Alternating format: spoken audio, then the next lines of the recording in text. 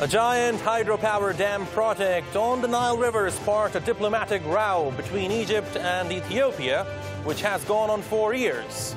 Ministers from both countries, as well as their neighbors, Sudan, met last week to address the issue. Did they come to an agreement?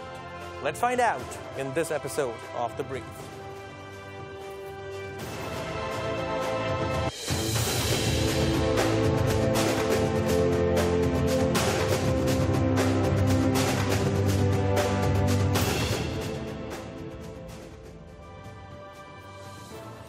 Hello and welcome to The Brief. I'm Jafar Hasnain.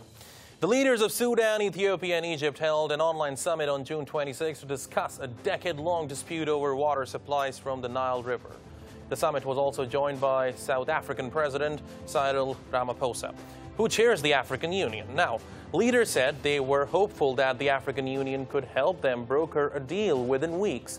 Tortuous negotiations over the years have left Egypt and Ethiopia and their neighbor Sudan short of an agreement to regulate how Ethiopia will operate its Grand Ethiopian Renaissance Dam, GERD or GERD.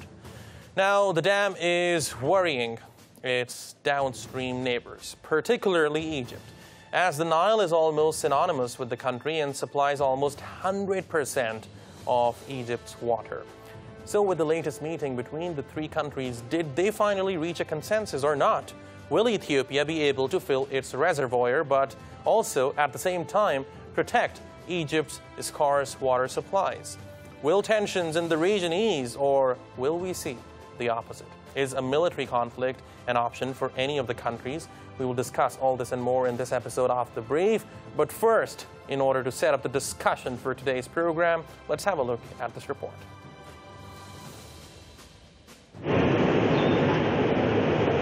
Egypt, Ethiopia and Sudan will agree to a deal to fill the giant Blue Nile Dam in 2 to 3 weeks, following mediation efforts by the African Union to broker a deal to end a decade-long dispute over water supplies. Negotiations over the years have left the two nations and their neighbor Sudan short of an agreement to regulate how Ethiopia will operate the dam and fill its reservoir, while protecting Egypt's scarce water supplies from the Nile River. Ethiopia's water minister said on Saturday that a consensus had been reached to finalize a deal within 2 to 3 weeks. The Grand Ethiopian Renaissance Dam is being built about 15 kilometers from the border with Sudan on the Blue Nile, the source of most of the Nile's waters. Ethiopia says the $4 billion hydropower project, which will have an installed capacity of 6,450 megawatts, is essential to its economic development. Ethiopia's Prime Minister's office said that the three countries agreed that the Nile and the Grand Renaissance Dam are African issues that must be given African solutions. The deal to delay the filling, brokered by the African Union, ends months of stalled negotiations and signals the intention to solve the issue without foreign intervention. Ethiopia's statement said the African Union and not the UN Security Council will assist the countries in the negotiations and provide technical support. Cairo had appealed to the Council in a last-ditch diplomatic move aimed at stopping Ethiopia from filling the dam. The Council was expected to hold a public meeting on Monday to discuss the issue.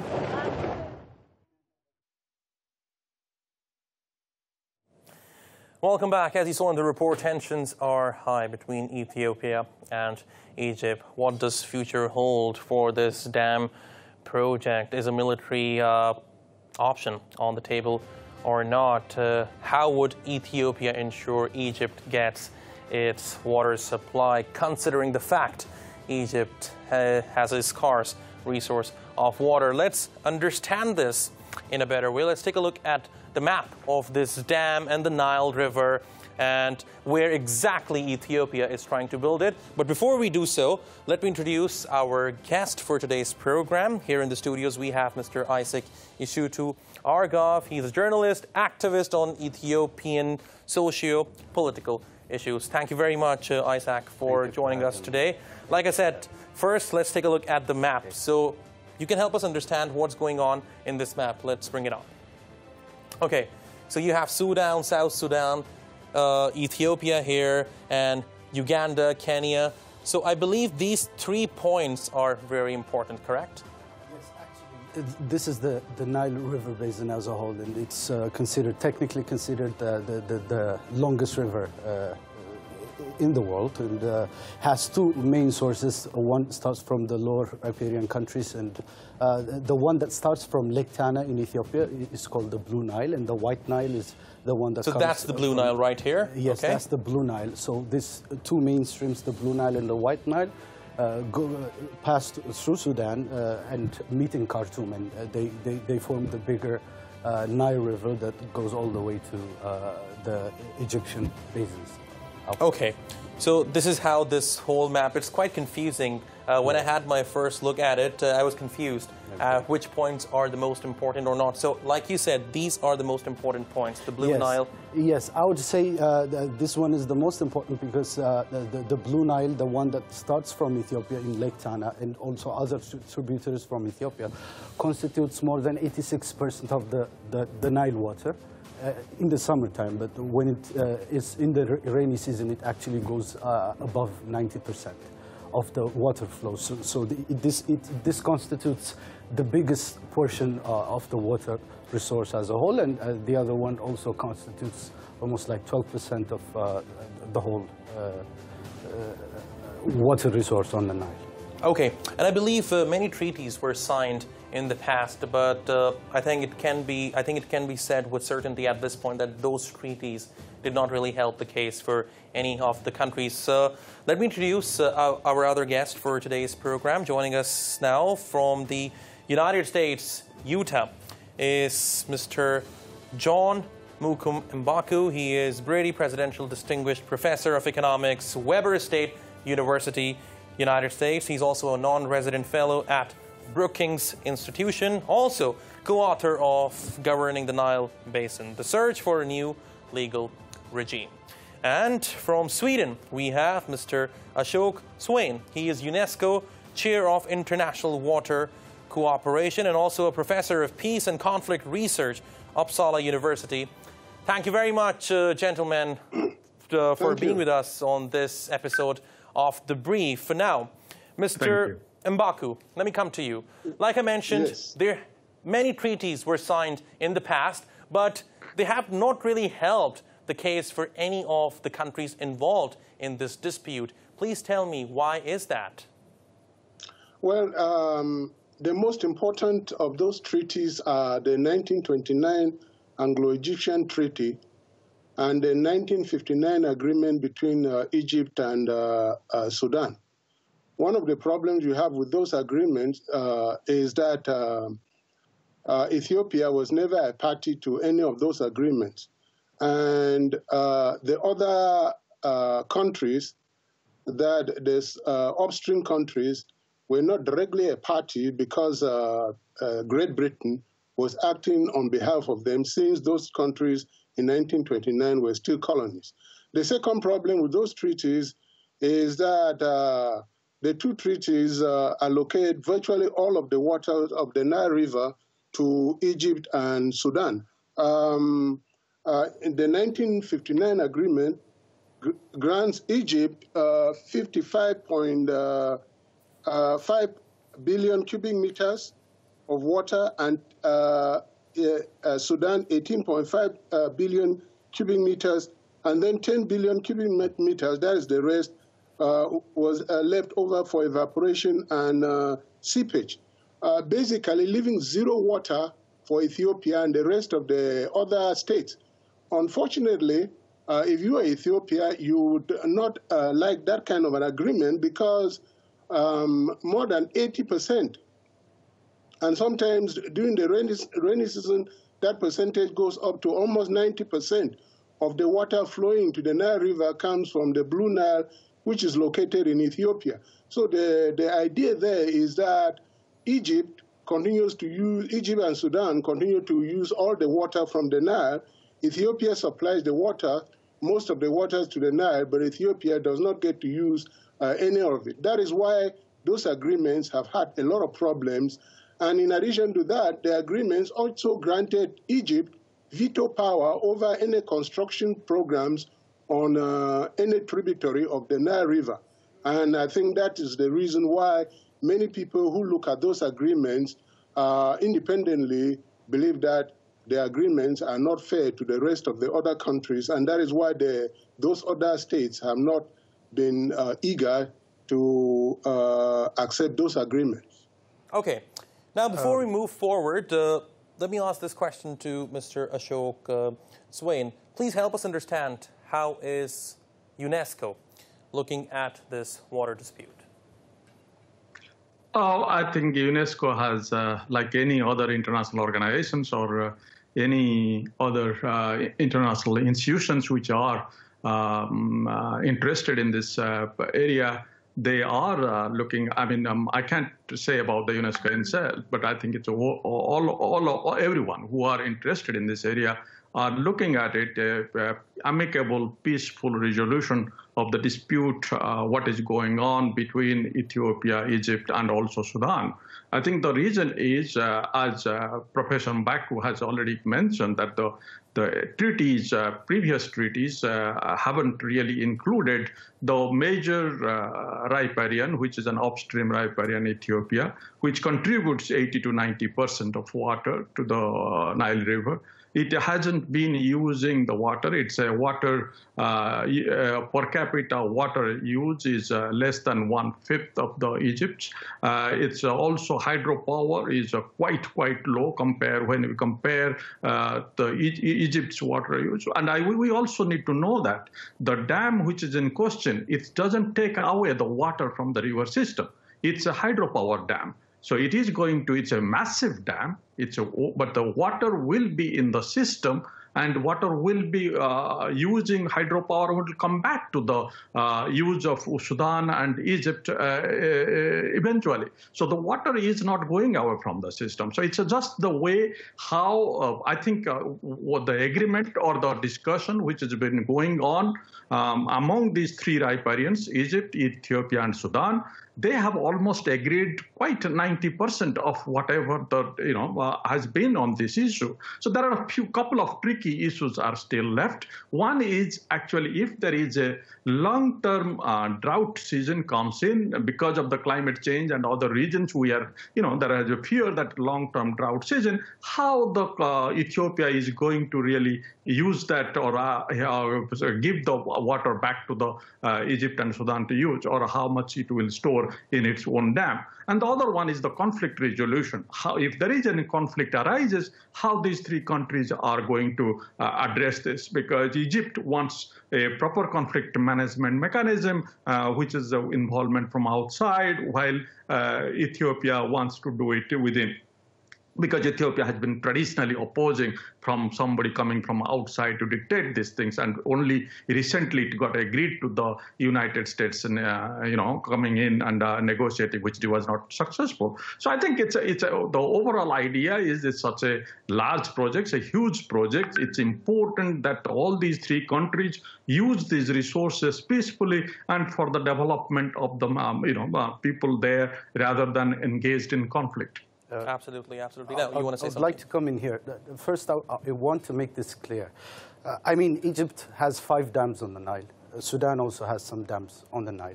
Ethiopia has 0 dams, despite the fact that it contributes to more than 86% of the water flow to Sudan and Egypt. This is very unfair. It has been very unfair for Ethiopia to be... So Ethiopia feels exploited? Yeah, it has been exploited, and that's not the only thing here. I think Egypt's very clinging to this colonial treaties of the 1929 and the 1959 that gives it veto power over all construction on the dam has been a very discouraging factor for everyone involved. The Nile belongs to all the 11 countries that it passes through, and all 11 countries have to have a say on it. But that is not acceptable for Egypt because they have a very problematic understanding of considerable damage, because they have been given more than 66% of the Nile flow on history, which Ethiopia has not signed. And they expect Ethiopia to respect this, and they have used lots of mechanisms back in history. They have been used war. War has been used as one mechanism. Their politicians have been discussing about destabilizing Ethiopia, causing division among Ethiopian political groups. They've been using lots of methods, and one of them, one notable, was the one politicizing the issue as if it was not really a water sharing arrangement, but it was more political, more warlike. And they, for example, the recent event where they took this to the United Nations Security Council, this is just a huge politicization of the event. They always seem to avoid the African Union, because the African Union could resolve this issue involving all the 11 countries that are involved in the Africa. But as an African citizen, that's a continent that has suffered from colonialism for decades. I really take offense that Egypt wants to cling to political colonial treaties and rules of engagement, and wants to stop Ethiopia from creating electric access to more than 60% of its population that does not have access to electricity right now, and from getting all the other projects that it can build over the Nile. And Egypt is very selfish in this, and all throughout history, she has always understood any type of sharing arrangement of the water as an inevitable danger, an existential threat to Egypt. And this has been the one that has been really elongating this process of using this huge water resource. I would like to remind you that the Blue Nile, that is the water in Ethiopia, constitutes more than 70% of the whole water resource in the country. And also Ethiopia, with its 110 to 120 estimated population, actually constitutes more than 40% of the Nile Basin population. Ethiopia has great injustice have been done to Ethiopia, being expected to respect a treaty that it has not signed. Very illogical and very full of injustice. So Ethiopia feels it was sidelined. And I mean, it's interesting what you have said. Although this dispute is over a natural resource, there is a political side to it. Now, Professor Mbaku, let me come to you. Mr. Swain pointed out that there are some tricky questions which need to be answered, and one of them is how will these countries find a resolution to this problem? So how can we ensure a peaceful resolution to this problem? Number one. Number two, can we rely on the African Union? Well, the most effective way to find a peaceful solution to this problem is through negotiation. And those negotiations can only be effective if they are done within the African continent. The idea of relying on outside powers like the United Nations Security Council or the U.S. government to bring that into force necessarily will not work. I believe that the most effective way for this problem to be resolved is for Egypt, Sudan, Ethiopia, and the rest of the other countries, making 11 of them, to get together and start talking about how to manage this resource from a regional perspective instead of a national perspective. I think part of the problem we have right now is that Egypt looks at the Nile as a national issue, and that is not really the way to look at the Nile. The Nile should be looked at, or the management of the Nile Basin should be looked at as a regional issue, one involving all the 11 riparian countries. If these countries need additional assistance in negotiating a framework for the management of the waters and the resources of the Nile, they should look to the African Union instead of looking abroad. because the African Union is capable, given the political will, to bring this problem to a resolution. The Nile Basin Initiative, several years ago, began working on this project to provide a legal framework for the management of the waters of the Nile. The problem was that Egypt refused to sign this agreement. Both Egypt and Sudan refused to sign the agreement because they were arguing that in order for them to sign the agreement, their so-called historical rights must be protected. Unfortunately, those historical rights are based on those agreements that we mentioned earlier, which Ethiopia and most of the other riparian countries had nothing to do with them. And so I think that the most effective way to approach this problem is to understand that Ethiopia has already constructed the dam. There's nothing anyone can do about it. Second, to sit down and negotiate this problem as Africans very carefully. I think that if all countries involved in this situation are willing to do so, keeping in mind that every country has its own existential needs, and as a result, no one country should try to argue that they have more interest in the Nile than another. If they do that, I think they can come up with an agreement. And there's already precedent, and that is the Nile Basin Initiative, which has been going on now for several years and has not succeeded because of the approach carried out by Egypt and Sudan. Okay. Now, Mr. Swain, let me come to you. How can countries such as Ethiopia and Sudan ensure that Egypt gets its water supply? I think they need to come into an agreement. The agreement has to be on the basis of mutual trust to some extent. And I think as previously been discussed, probably African Union is the right organization which can probably broker this agreement. But as I have mentioned, this is not exactly a water sharing agreement. It is only how to manage this hydropower dam. So the issue is much more complicated afterwards than what it is now. I think it's a much larger story.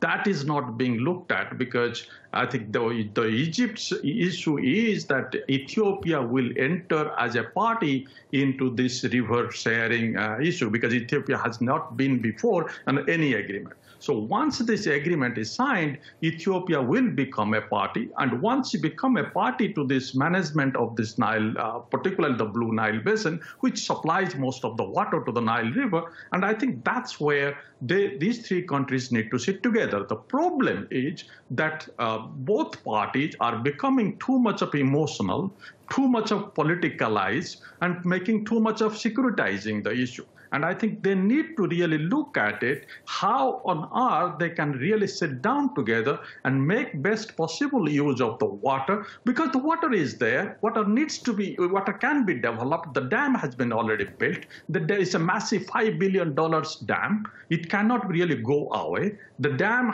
will operate. If there is the kind of things like going to the Security Council, using the threat of the war, or Ethiopia saying that we will be filling up the dam without any deal, these are the kind of things which really makes things much more complicated and much more problematic to find a solution or find an agreement. And I think they also need to realize that Sudan is a country which really carries a lot of power in this kind of negotiation. Any threat, any way of doing this, you can't really ignore the role of Sudan. So I think it's a bit more complicated, but I think both the countries, particularly Egypt and Ethiopia, are using more for their internal political consumption rather than trying to really keep an open mind and to make a certain kind of concession and to get into this agreement agreement, which will really put the foundation for the future cooperation in that region.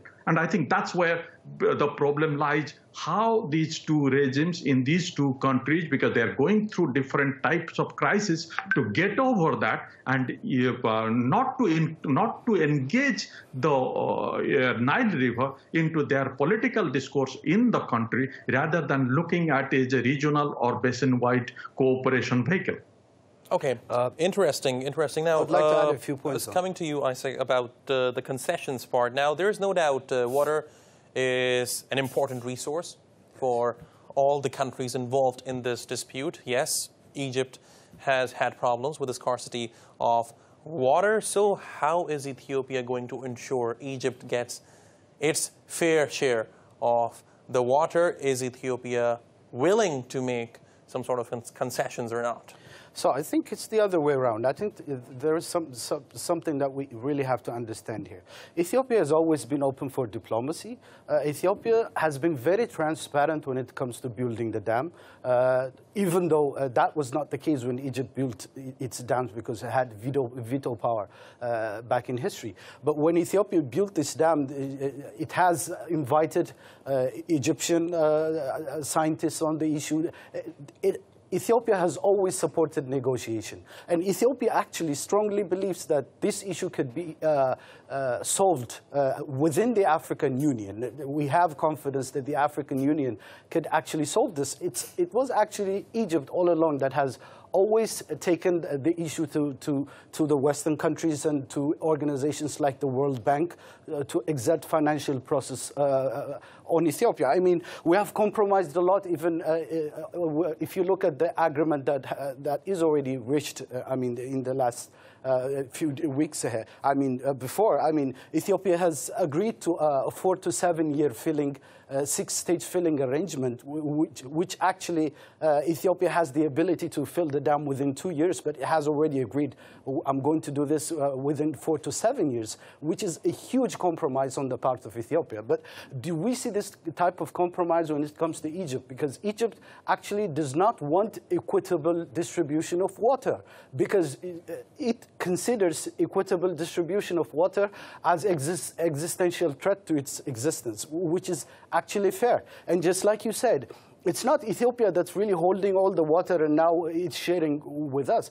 Back in history, we have never benefited from this huge 70% of our water resource, and now we are just trying to share in on it. It's not like we're taking everything and giving to other countries. It has been Egypt that has taken more than 66% of all the water, despite not having any contribution with the springing of the water. So it's actually Ethiopia that is asking for its share. And Ethiopia actually has every right as a sovereign country to come up with projects that benefits its people, be it in terms of electrical dams, be it in terms of irrigation, be it in other sense. Ethiopia has the right, because according to the UN, more than 22 million people in Ethiopia are living under the national poverty line. What does this tell you?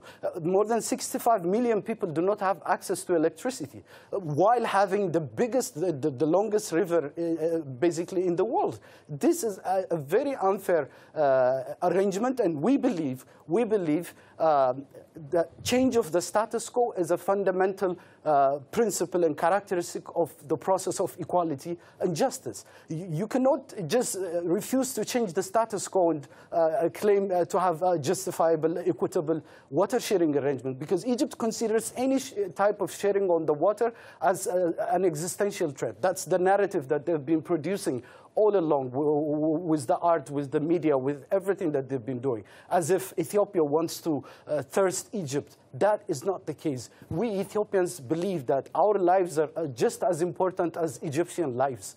And we also have the right to use 70% of our water resource in the country. And that's only what we're doing. And I would like to remind you, this dam also has benefits for Sudan and Egypt at the same time. For example, if you look at the UN report, more than 200,000 people have been affected by floods just last year in Sudan. And 37,000 100,000 houses have been demolished because of the floods. The same thing happened in Egypt, where Egypt had to move some of its heritage because of the flood. And this dam actually can regulate the flow of water and decrease evaporation and also the amount of sleet by 86%. This is a project that will save lives, but the Egypt government is always like refusing to share this. And as an African, I say this, we cannot cling onto colonial treaties that do not have equitable sharing arrangements between all the 11 countries matter when it comes to the say on the Nile, and we all should have come and sit together. It was Egypt actually does not want equitable sharing because it sees does not want to be involved in diplomacy. As an existential threat. Okay, now so Ethiopia is basing its argument on justice and equality. Now, Professor Mbaku, you're joining us from the United States. How is the U.S. looking at this whole dispute? Can the U.S. be a mediator? Well, the U.S. has tried before. I think early this year, the three countries, Sudan, Egypt, and Ethiopia, came to Washington. But as far as I know, there was not really much of an agreement. And I think that in addition to the fact that it's not a good idea for Egypt, Sudan, and Ethiopia to rely on external forces to negotiate this agreement, especially given the fact that external sources are not going to understand the external sources are not going to have the kinds of facts that are necessary for them to come up with a good solution. The advantage of negotiating this agreement or this agreement to this conflict in Africa is that it gives the three countries an opportunity to actually get the participation of local communities, people who actually live in these three countries and understand what is going on. That's how you come to an agreement, so that you have a buy-in of the agreement within the Ethiopian population, within the Sudanese population, within the Egyptian population, so that when you come up with an agreement, it will be easy for each country to sell it. Going abroad to the U.S., a country that has a lot of problems right now. There's a presidential election coming up in November. The president is very preoccupied with that issue. Then you have the COVID-19, which has become very devastating in the U.S., and the president is being criticized on how he's managing the problem. I don't think that the U.S. is in a position at this moment to pay special attention to this problem.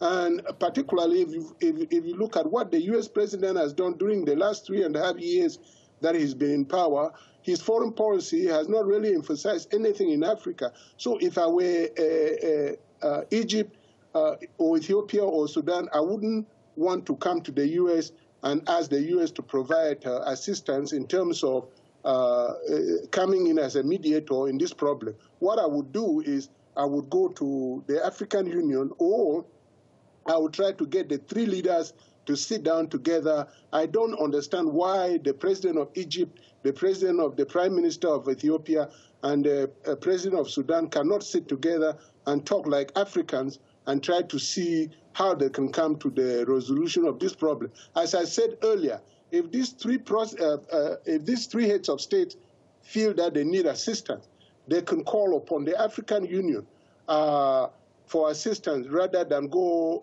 abroad.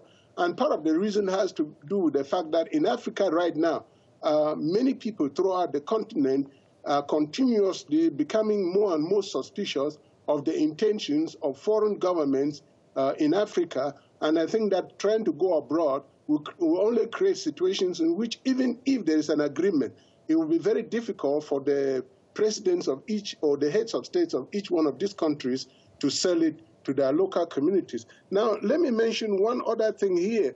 We have to be very careful in this discussion to know that, to understand that there are two basic issues here.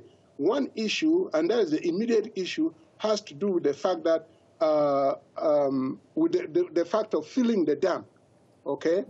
The second issue has to do with developing a legal framework to manage the allocation of the waters of the Nile, because the present issue that is filling the dam has nothing to do with allocations of the waters of the Nile, because as far as many of the riparian countries, riparian states to the Nile are concerned, there is no legal framework that governs the allocation of the waters of the Nile at the moment. It is true that Egypt and Sudan continue to argue that there is a framework, and that framework is found in the two treaties, although in recent years, Egypt has started bringing in the 1902 agreement between Great Britain and Ethiopia. But the thing is that as far as most riparian countries are concerned, there is no legal framework. So once this issue of how to fill the dam is resolved, then the next thing that these countries have to do is to sit down and solve the problem of allocation. And that can only be solved effectively if there is a legal framework, and that legal framework is one that is agreeable, not just to Egypt and Sudan, but one that is agreeable to all 11 riparian countries.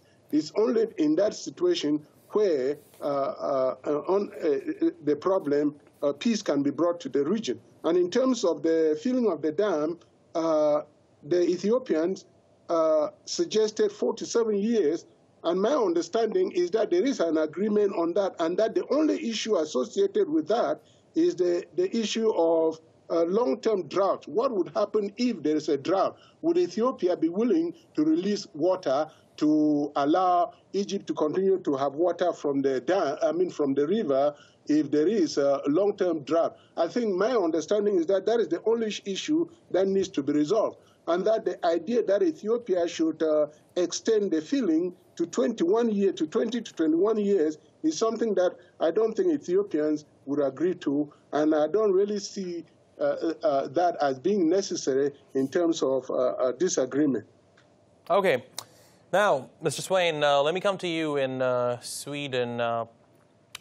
Developing a legal framework, I think that's very important. A great point raised by Professor Mbaku. But the biggest problem is getting all parties on the table, on the same page, to agree with that legal framework. How can that be achieved? Shall we say, let's give the authority to some organization who can look after this agreement, or something else? You see, this is a very long-term process going on in the Nile Basin. Nile Basin issue is not new. It has been going on for ages.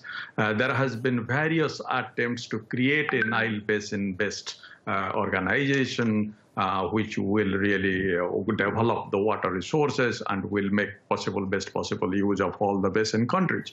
Nile Basin Initiative, which has been all the 10 countries are the members of it, which has started in '99 with the World Bank.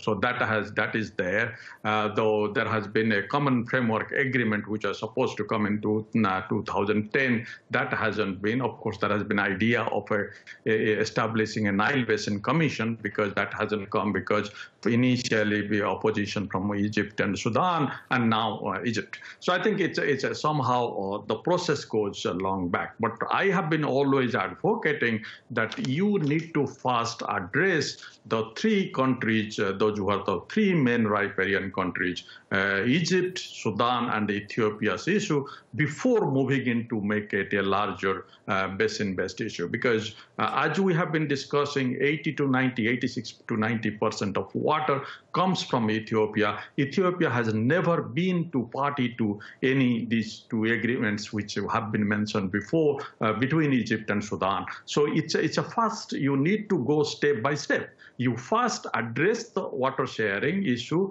between Egypt, Ethiopia, and Sudan. The Blue Nile issue, or the Blue Nile Basin issue, is very different than the White Nile Basin issue.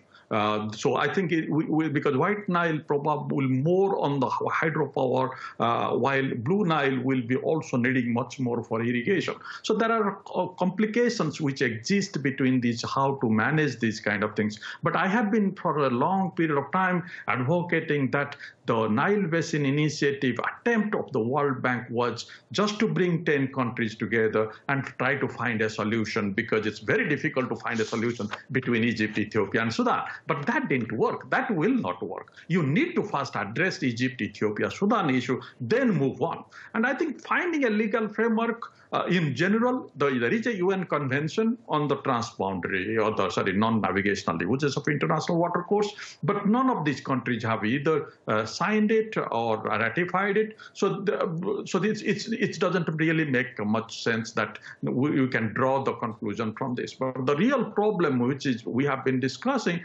even that is also in the UN convention, is that Article 5, which talks about the equitable utilization of water resources, while Article 7 in that UN convention talked about not causing to significant harm to the previous or historical use. So I think this is, there is Article 5 favors Ethiopia, Article 7 favors Egypt.